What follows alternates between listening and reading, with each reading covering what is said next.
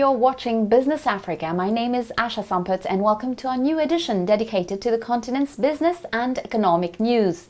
Like every fortnight, you can win $150 in our Business Africa game. More details later, but first, today's top stories. How to reduce the effects of war in Russia and Ukraine on African agriculture. Guinean farmers seek to circumvent the fertilizer shortage. Normally, it should be bigger than this. We should put NPK fertilizers every 15 days. Is craftsmanship the secret of African growth? Spotlight on the Parakou Fair in Benin, an opportunity to develop the business of small producers. I need to travel everywhere. I go to all the fairs to exhibit so that I can make a name for myself. If I stay in my country, I can't become well known. African honey to compete with major world producers. Burkina Faso has embarked on the adventure. Nous travaillons également sur l'acteur principal même. We're also working with the key players, namely the bees themselves, to select the best colonies with the highest yields. It is a critical subject that has a serious impact on the African agricultural sector. The Russian-Ukrainian war has made fertilizer a rare commodity. Russia is indeed the world's leading exporter of urea and the second of potash or ammonia, necessary for the production of nitrogen fertilizer. In Guinea, where the state subsidizes fertilizer, only 12,000 tons have been made available to farmers this year. The situation threatens a sector that employs 80% of the population. But farmers are looking for solutions. This is a report by Sango Coin.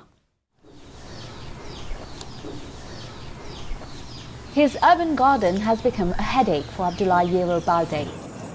Abdoulaye does not know which mantra or god to worship. These peppers, which have reached maturity, are lackluster. The leaves are yellowing and the fruit is relatively thin and fleshless. The culprit? Fertilizer, or rather a lack of fertilizers. Normally, it should be bigger than this. We should put NPK fertilizers every 15 days. Maintenant, là, on s'approvisionnait au niveau de la Chambre nationale d'agriculture. We used to get it from the National Chamber of Agriculture, but now we don't have the opportunity to buy from them. Fertilizer is available at the local market, but it is too expensive. We don't have the means to buy it there. You need NPK, the nitrogen, phosphorus and potassium essential for maintaining fruiting. But unfortunately, 2 months ago, Abdoulaye could no longer find this fertilizer for his vegetable garden. And the tomatoes are also slow to develop because they have not received the first cover fertilizers, urea and superphosphate.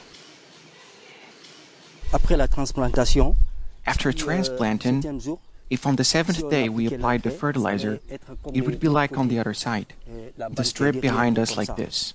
Since we didn't apply it, this is what it looks like. It is a real headache for these Guinean farmers with only their eyes to cry.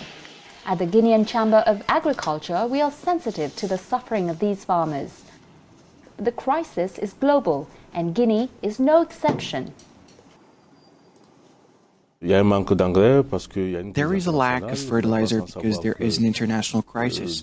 As you know, for the past few months, there has been a crisis caused by Russia and Ukraine.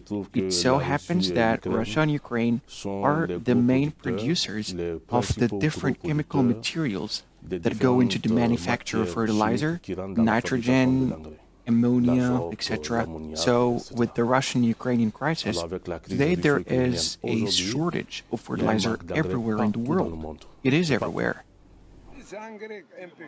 As a result, fertilizer, which used to sell for just over $10 per bag, is now traded at around $50. This price is considered excessive by farmers. But the Ministry of Agriculture tells us that efforts have been made to avoid this situation.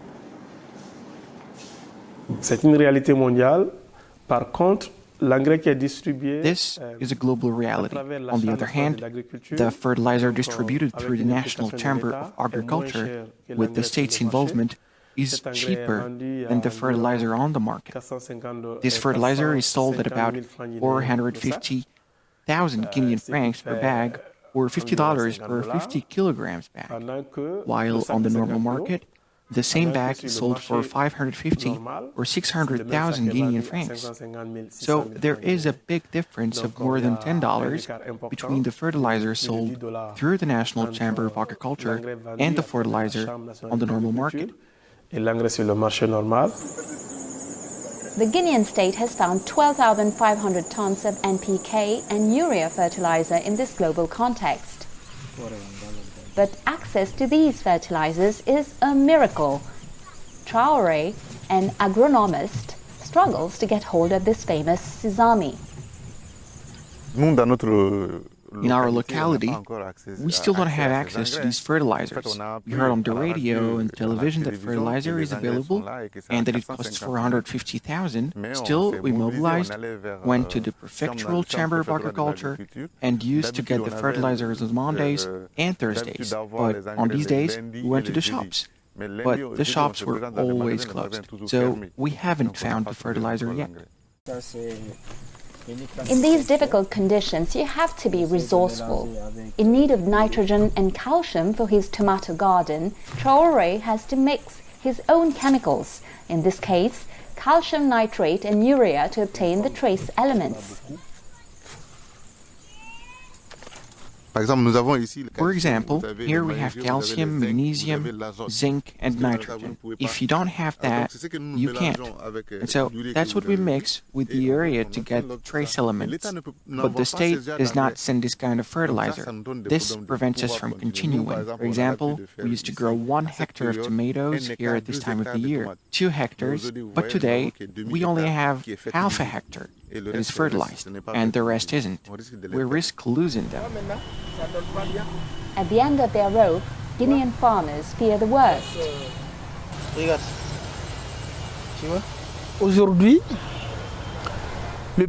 Today, the Guinean farmer has not worked.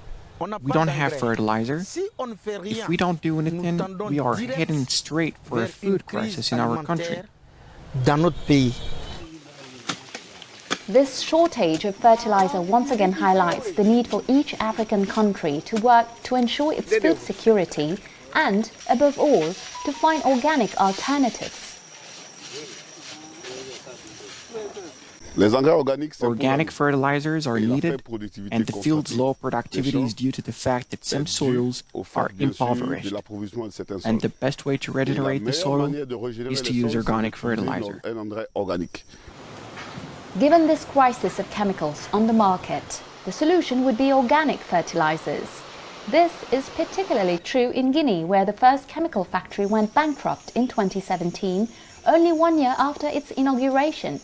Since then, there has been a lack of initiatives to revive the production of fertilizer, which is essential for the development of Guinean agriculture, even though 80% of the population depends on this sector.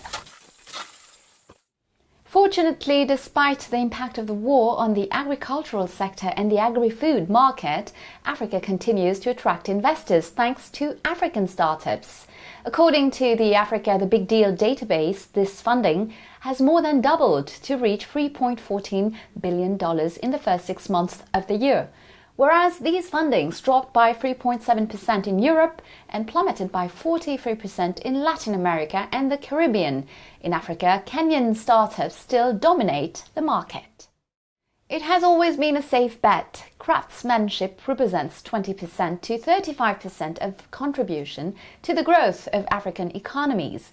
While professionalism is constantly being refined and the sector is considering ways to improve its investment prospects, the first international craft fair in Congo saw participants asking for the establishment of a specialized financial institution, a development bank dedicated to crafts that would allow the granting of lines of credit by bypassing constraints imposed by commercial banks.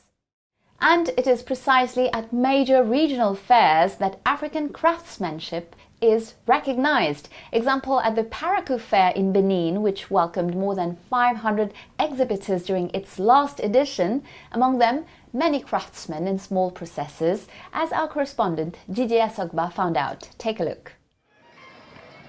The latest edition of the Parakou International Fair lived up to expectations as 700 exhibitors drew more than 20,000 visitors, spread over several sites with around 100 booths, products from dozens of countries, and the many enthusiastic visitors combined to make the 2021 fair outshine earlier editions. The cancellation of the event in 2020 seemed largely forgotten as participants enjoyed novelties such as a zoo in the heart of the fair promoting the biodiversity of the region.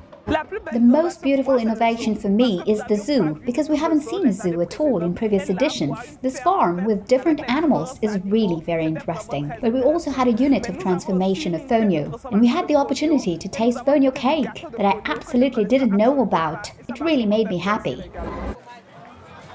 The Parakou market is an opportunity for young African entrepreneurs to promote their local products.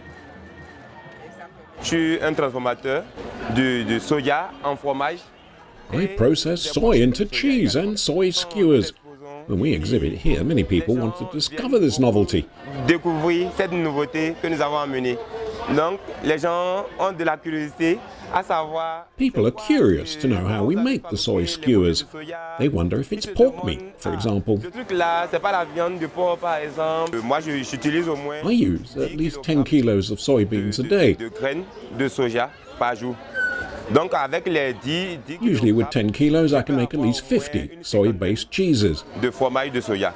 D'abord, pour faire le fromage de soja, au moins, il faut au moins. The process to make soy cheese takes at least 2 hours. Maintenant, après l'obtention du fromage de Now, soja, after getting the soy cheese, we also need 2 more hours to make the skewers. il faut découper, frire, assaisonner, préparer. You must cut, fry and season it, just like meat, but with garlic and onion.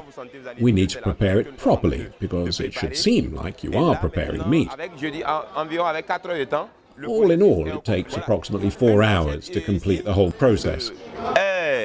Au prix de 100 francs. As you can see, a skewer is 100 CFA francs. We make at least 30,000 francs a day. Par jour, 30 000 francs. Not only significant revenues, but also a great opportunity to network and make yourself known. The Parakou Fair, held in December for 25 consecutive days, is a real showcase of the free movement of goods and people within the community of West African states. This is my third time as a participant at the Parakou Fair. I have contacts. I have a lot of contacts here. Even if there's no fair, they call me. Afterwards, I sew and send my products. It was through the fair that I created my network. I brought a delegation of about 20 people. There were others who were in Niamey, Niger, who joined us. Their dresses from 40,000 to 70,000 CFA francs. The small sizes cost 10,000 CFA francs. Showing products or crafts becoming known and meeting new potential customers are the key upsides of the fair for its African craftsmen. Je dois voyager partout. S'il y a une foire seulement, I need to travel everywhere. I go to all the fairs to exhibit so that I can make a name for myself. If I stay in my country, I can't become well known. If I participate in fairs, it's usually very good for my business and reputation. That way, everyone will know who is the king of necklaces. I make them with my family. It's our job. My wife, my children, and myself. All of us. mes enfants, tout le monde fait ça. According to officials, the fourth edition of the Parakou Fair is a great success. The goal is to stage more of this kind of event to increase trade between African countries. According to a report by the United Nations Conference on Trade and Development, intra-African exports accounted for less than 17% of total exports in 2017, the lowest percentage of any region in the world, and well below the 68% for intra-European exports.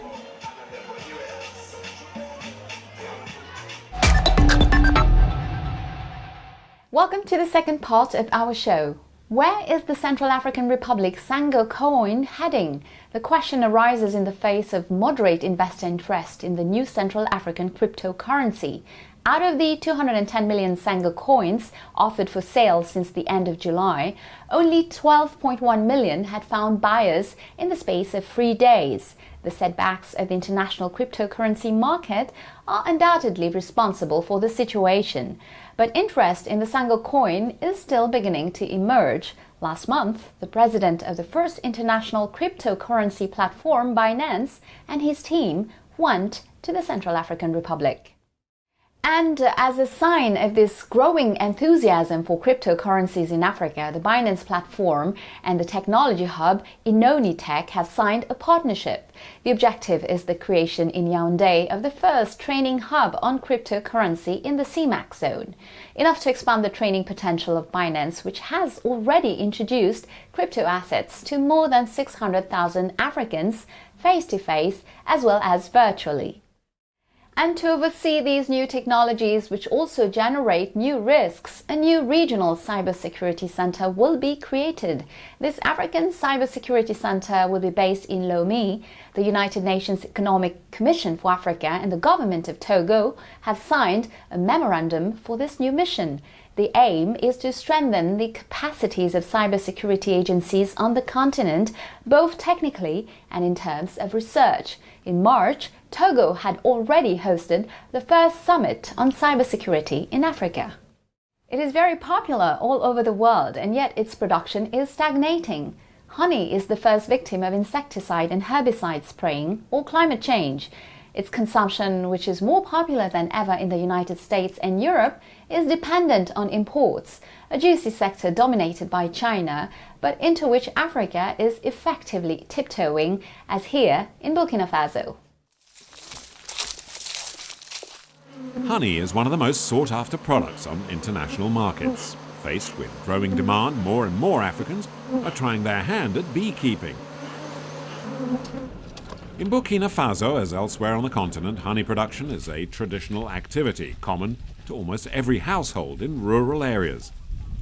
In the villages, production is a low-input activity. The bees don't need feeding or taken care of, and no extra supplements are required. The only investment is the hive. In a good season, we can make $200. When it hasn't rained too much, it's more like $100 a year. I've been producing honey for 15 years, and I've not been able to school my children and even feed my family when harvests are not enough. The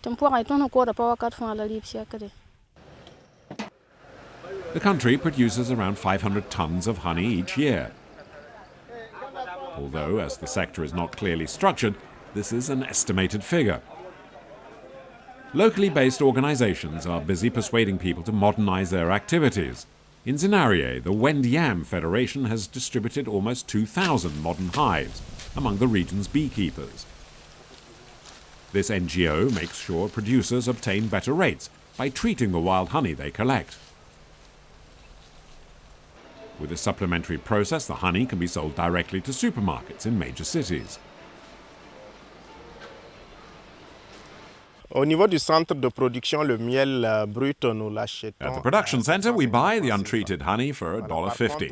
However, the local producers can make just $1 and often as little as 50 or 60 cents. Donc, vous voyez, nous avons quand même pu augmenter le revenu. So you see, we've been able to increase their earnings by as much as 50%. Placer, par exemple, ces produits-là dans les boutiques. We are encouraging boutiques and supermarkets in Ouagadougou to sell our products.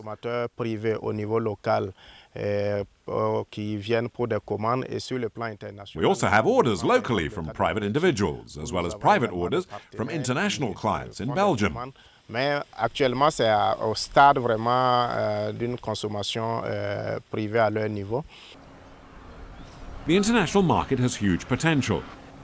If African countries such as Burkina Faso are going to reap the full benefit, they must first professionalize sectors that are struggling to satisfy demand for large orders.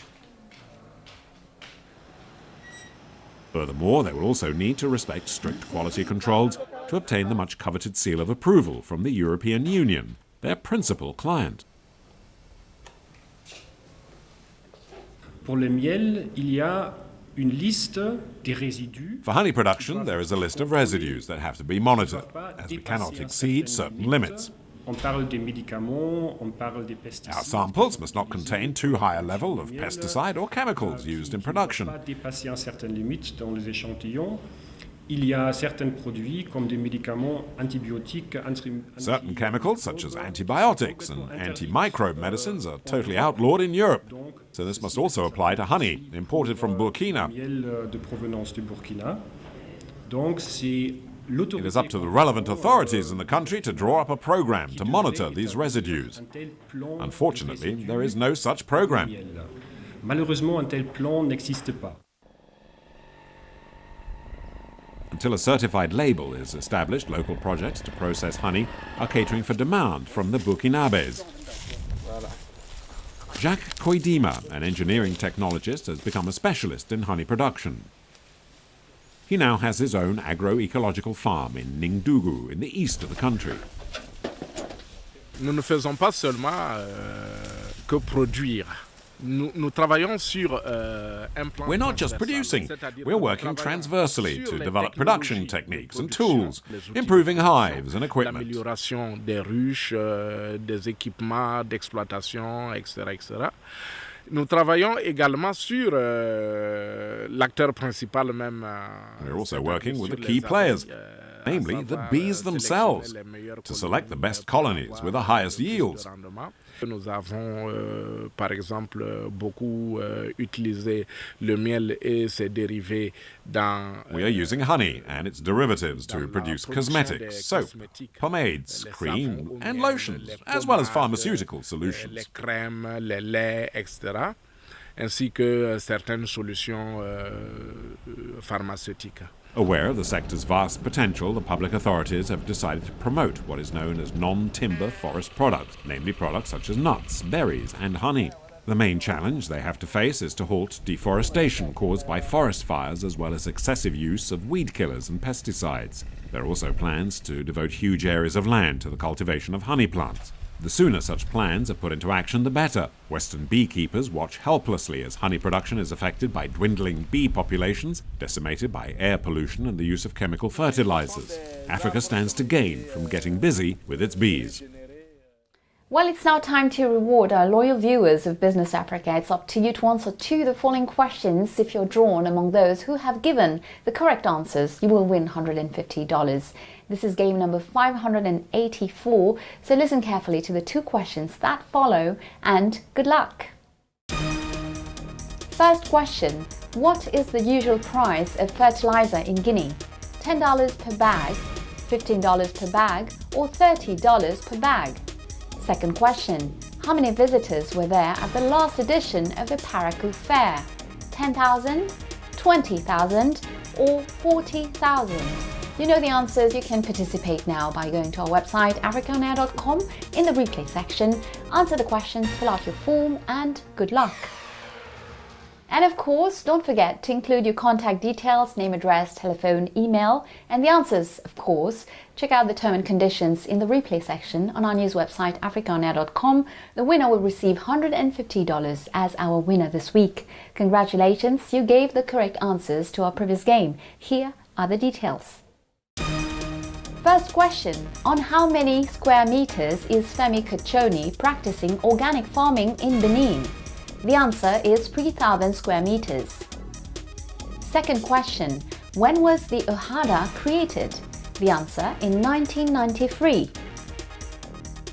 That's it, Business Africa is over for today. I'll see you next week, same time, same channel. For Initiative Africa, I will host lyrical artist Adriana Bignani Leska. In the meantime, you can watch the show again on our news website, africaonair.com, and follow us on all our social media. Feel free to share, like, and comment using the hashtag Business Africa. Take care of yourselves and see you next week. Goodbye.